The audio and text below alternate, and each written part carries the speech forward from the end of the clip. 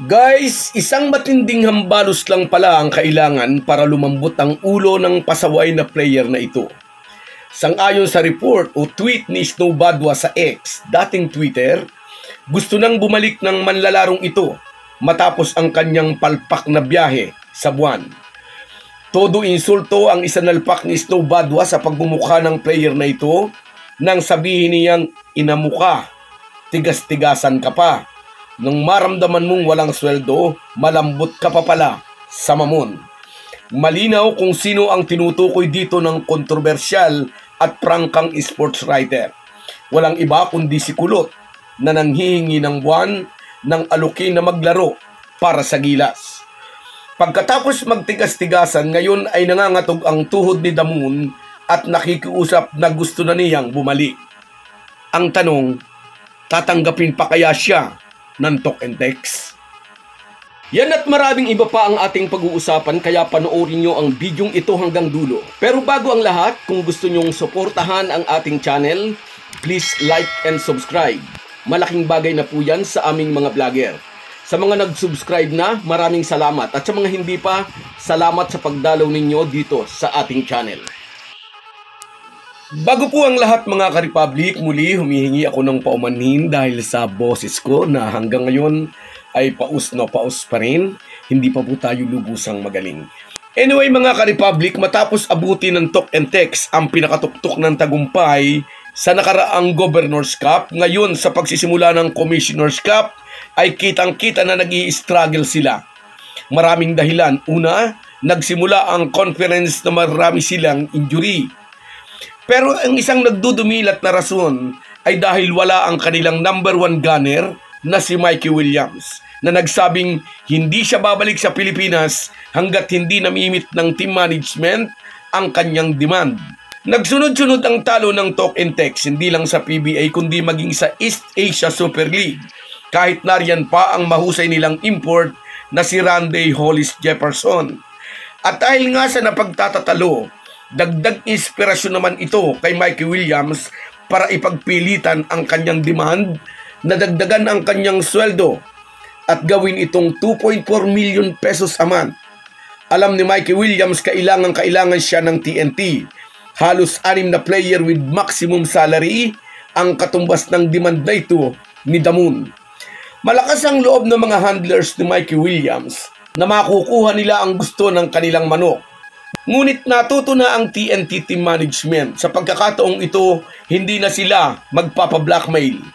Iba kasi ang dating ni Mikey Williams. Kung umasa siya ay para bang mas magaling pa siya kay Michael Jordan. Oo nga, mahusay na player naman si Williams, pero aminin natin, hindi siya ang pinakamagaling na PhilAm na dumating sa PBA. Pero sa lahat ng PhilAms na dumating sa PBA, itong si Williams ang pinakamatagas ang ulo. At siguro, pasensya na po sa term, pinakamakapal din ang muka. Kung inyong maaalala, noon ay sinabi ni Coach Jola sa isang interview, madalas daw ay late ito sa team practice o absent. At pag dumating sa team practice, wala raw itong kinakausap. Hindi nagsosorry sa mga ginagawang kapalpakan. Talagang may kayabangan, mataas ang tingin sa sarili. At sa sobrang bilib sa sarili, nanghihingi nga raw ito ng 2.4 million pesos a month. At may pasabi pang kung hindi ibibigay ng TNT team management ang demand, pwede raw naman itong mag-try ng something else. Kasi nga, as per Homer Saison, college degree holder daw naman ito. At nakuha pang manakot. Kaya nga ang naging tugon ng TNT, pinadalhan si Mikey Williams ng termination of contract letter. Kaya matapos ma-realize na hindi na niya mabablockmail ang TNT management, ngayon ay nagpapasabi na ito. Gusto na rin itong bumalik. Kaya nga may tweet naman si Snow Badwa, inamuka, tigas-tigasan ka pa. Nang maramdaman mong walang sweldo, malambot ka pa pala sa mamon. At malaki ang duda natin kung muli pa siyang tatanggapin ng talk and text.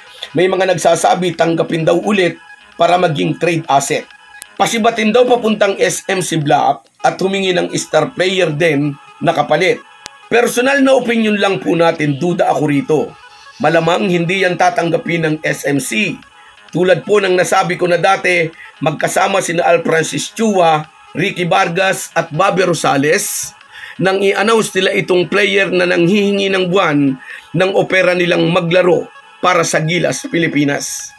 Ang announcement pong iyon ay deklarasyon ng malalang pagkasuya nila sa ugali ni Mikey Williams.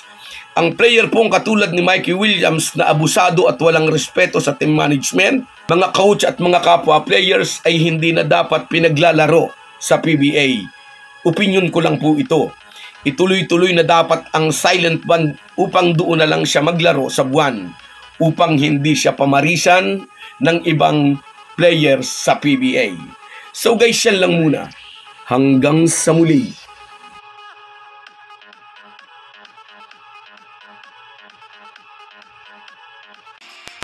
Bago tayo magpaalam, may imekos-mekos na natin ang ating shoutout. Shoutout kina Efren Mendoza, Rinalyn Tasio, Almera Sumolat, Papa Kiko,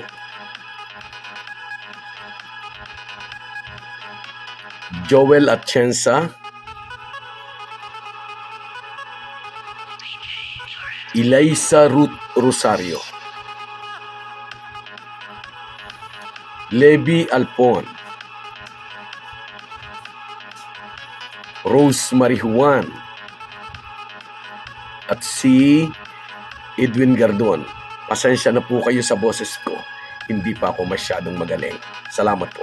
Kahit gaano po tayo kabisi, ay huwag po nating kalimutan ang ating buhay espiritual. Lagi po tayong magpasalamat sa bawat araw na dagdag sa ating buhay.